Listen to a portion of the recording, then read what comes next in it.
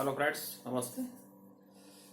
आप स्वस्थ होंगे, मस्त होंगे, अपने कार्य में कार्यरत होंगे, आप कर्म पथ पर चल रहे होंगे, आपके घर में खुशियां होंगी, साथ में आप पढ़ भी रहे होंगे। आज जो हम जिस टॉपिक की बात करेंगे वो होगा 1793 का चार्टर एक्ट। 1793 का चार्टर एक्ट जो 1600 ईस्वी में हमने पढ़ा था। 1600 ईस्वी में कि एलिजाबेथ ने, महारानी जो एलिजाबेथ थी ब्रिटेन की, उसने कंपनी को 15 वर्ष के लिए व्यापार करने की अनुमति दे दी थी। तो वही प्रोसेस यहाँ है इस एक्ट में। हम देख लेते हैं क्या क्या है क्या नहीं है। मैं चाहूंगा कि आप लोग निरंतर उस पद पर चलते रहें जिस पद पर चलने के कारण आपको अपना लक्ष्य या मंजिल प्राप्त हो सके। ऐसा नहीं है कि मुश्किल है, आप उसे डेफिनेटली क्या कर सकते हैं, प्राप्त कर सकते हैं। आपको कोशिश करनी होगी। मुझे पता है कि आप लोग पढ़ रहे हैं, निरंतर कोशिश कर रहे हैं, तो आप कोशिश करते रहें। कहते हैं कि कोशिश करने वालों की हार नहीं होती है। चलिए हम देखते हैं 1793 का चार्टर एक्ट। इसकी जो मुख्य बातें हैं 4 हैं। इसकी 4 ही मुख्य बातें हैं, ज्यादा इसकी मुख्य बातें नहीं है। आप देख लें जो इसकी मुख्य बातें हैं वो मैं यहां लिख दूं। पहली बात जो है वो ये कि 20 वर्षों के लिए EIC को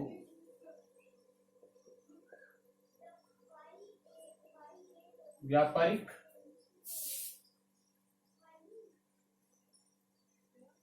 अधिकार और दे दिए गए, है ना, दे दिए गए। कहने का मतलब इस 1793 चार्टर एक्ट के अनुसार जो EIC थी, ईस्ट इंडिया कंपनी थी, उसको 20 वर्षों के लिए व्यापार करने की अनुमति और दे दी। दूसरा, इसमें जो टॉपिक निकल के आता है वो ये आता है कि इस एक्ट के तहत जो गवर्नर जनरल है उसकी शक्तियों को क्या कर दिया गया, बढ़ा दिया गया। मतलब जैसे मान लीजिए गवर्नर जनरल पहले केवल सुपरविजिंग का काम था, अब साथ साथ में सुपरविजिंग के साथ साथ वो क्या करने लगा, मैनेजमेंट भी करने लग गया। तो कहने का मतलब है कि अब उसका प्रशासनिक दायरा जो है वो क्या हो गया, बढ़ गया। पहले की तुलना में उसके पास जिम्मेदारियां ज्यादा हो गई, या कहें कि उसके पास पावर्स ऐसी हो गई कि उन पावर्स का इस्तेमाल करते हुए वह प्रशासनिक क्षेत्रों में काफी सुधार कर सकता है, काम करवा सकता है। तो दूसरा पॉइंट हमारे सामने निकल के आता है क्या, कि जीजी का, किसका भाई, जीजी का,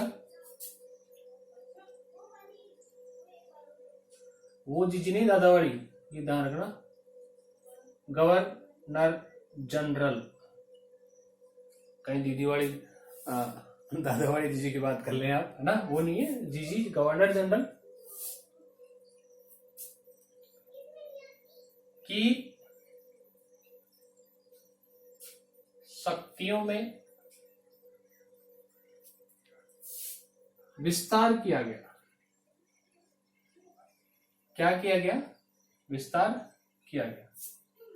गवर्नर जनरल की शक्तियों में विस्तार किया गया। गिरफ्तार मत लेना नालायक हो, समझ रहे हो मेरी बात। आप सब होशियार है, समझदार है, मजाक कर रहा था ना। आप ऐसा ही करते रहे, लिखते रहे। कहने का मतलब जो गवर्नर जनरल था उसकी शक्तियों में क्या कर दिया गया, विस्तार कर दिया गया। अब उससे पहले की तुलना में ज्यादा पावर्स दे दी गई। ये फर्स्ट पॉइंट। ये सेकेंड और थर्ड पॉइंट की हम बात करें तो जो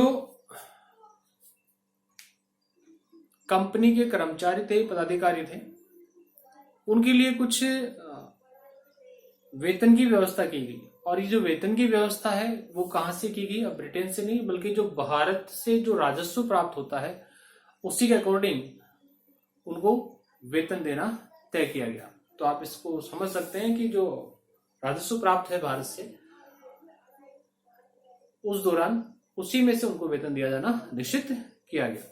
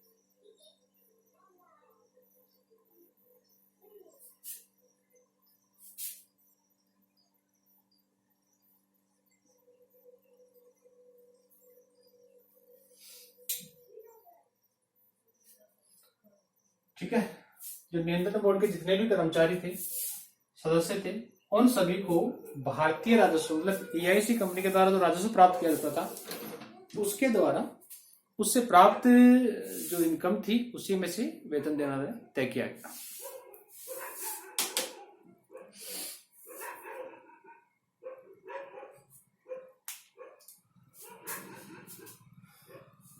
और जो यही व्यवस्था है नियंत्रण बोर्ड वाली, यही व्यवस्था है कर्मचारी के वेतन की व्यवस्था, ये कब तक लागू रही? 1919 तक। 1919 तक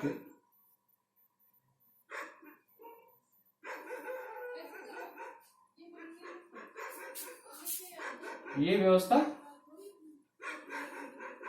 बनी रही।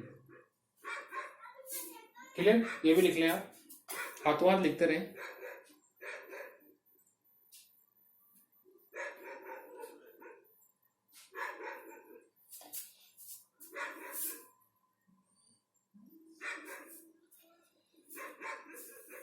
अब जो लास्ट इस एक्ट की बात है, 1793 एक्ट की जो बात है लास्ट, वो बड़ी मुख्य है। इसको हम एक तरह से कह सकते हैं, इसका कंक्लूजन कह सकते हैं, निष्कर्ष कह सकते हैं चार्टर एक्ट का, कि जीजी को जो पावर्स मिले, मतलब जीजी को जो पावर्स मिले, गवर्नर जनरल को जो पावर्स मिले हैं, उन पावर्स का वो इस्तेमाल जो बहुमत होता है उसको नेग्लेक्ट करके भी वे क्या कर सकता है, निर्णय ले सकता है। कहने का मतलब ये हो गया कि 1793 के चार्टर एक्ट में स्पष्ट लिखा गया कि अब जीजी बिना किसी बहुमत के क्या कर सकती है, फैसले ले सकती है।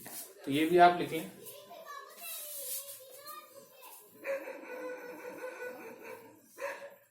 गवर्नर जनरल है ना, इसका ध्यान रखना, कहीं आप वो जीजी लिख लो, नहीं ज्यादा आ जाएगा फिर, है ना। तो जीजी फैसले लेने में बहुमत की उपेक्षा करके भी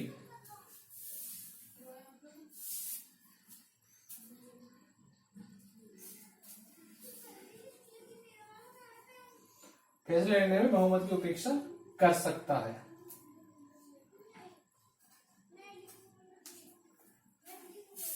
ठीक है, कर सकता है। ये इसके 4 पॉइंट थे। उपेक्षा कर सकता है मीन्स अर्थात, ये लिख लें आप, सही रहेगा, अर्थात स्वयं निर्णय ले सकता है। ये इसकी 4 मुख्य बातें थी। कौन से की? 1793 चार्टर एक्ट की। एक बार फिर से हम रिपीट कर लें इसको, देखें तो जल्दी समझ में आ जाएगा। पहला है 20 वर्षों के लिए जो EIC थी, ईस्ट इंडिया कंपनी, उसको व्यापार करने की अनुमति और दे दी गई, मतलब उसकी जो व्यापार करने की जो समय सीमा थी उसको बढ़ा दिया गया। फिर सेकंड नंबर है जो DG थी उसके गवर्नर जनरल, उसके शक्ति में क्या किया गया, विस्तार किया गया। थर्ड जो है भारतीय राजस्व ही जो नियंत्रण बोर्ड था उसके सदस्यों और कर्मचारियों को वेतन देना निश्चित किया गया। और अंतिम ये था कि जो DG है, गवर्नर जनरल है, वो बहुमत की उपेक्षा कर सकता है और स्वयं निर्णय ले सकता है।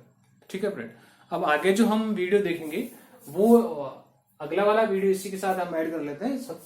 1793 का चार्टर एक्ट है, उसके साथ साथ हम पढ़ लेते हैं अपना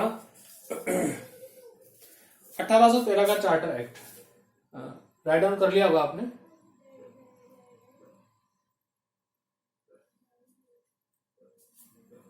कर लें, एक बार देख लें।